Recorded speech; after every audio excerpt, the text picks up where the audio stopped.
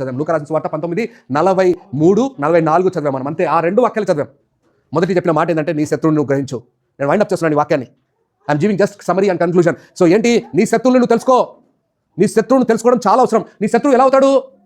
నీ శత్రువు నీలో పెట్టుకున్న ద్వేషం బట్టి కాదు వచ్చేదాడు, వాడు నువ్వు చేస్తున్న మంచి క్రియలను బట్టి ఆటోమేటిక్గా నీకు శత్రువు అవుతాడు. అర్థమైందా?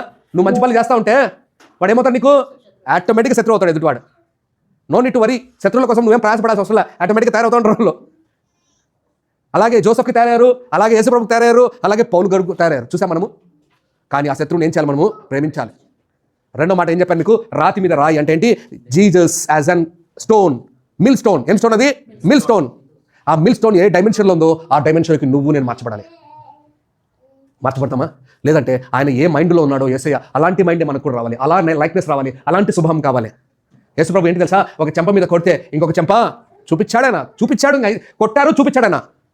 మనం ముఖం మీద ఎవరైనా మామూలుగా ఇంగిలి ఉమ్మితే కూడా తట్టుకోలేము, అవునా కదా? మామూలుగా ఎవరైనా పోతూ దానిలో పొరపాటున ఉమ్మినా కూడా మన ముఖం మీద పడింది అనుకో, ఏమవుతాం మనము? వాడికి రక్తం వచ్చేంత వరకు వదిలిపెట్టామని. ఇది నిజం. ఏమయ్యా? కానీ యేసయ్య ఉమ్మించుకొని తర్వాత ఏమన్నాడు? వీరిని క్షమించు.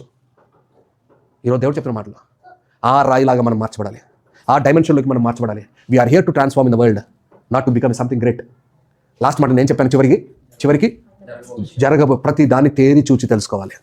తేరి చూచే స్వభావం నీలో లేకపోతే నువ్వు ఏ విషయాలు దేవుని కార్యాలు చూడలేవు, తెలుసుకోలేవు, గ్రహించలేవు, ఆత్మీయంగా ఎదగలేవు. ప్రతి సంవత్సరం నీకు అలాగే ఉంటుంది. 2024 అయిపోయింది, 2025 అయిపోయింది, 2026 కూడా అయిపోతుంది. కానీ యు ఆర్ ద సేమ్.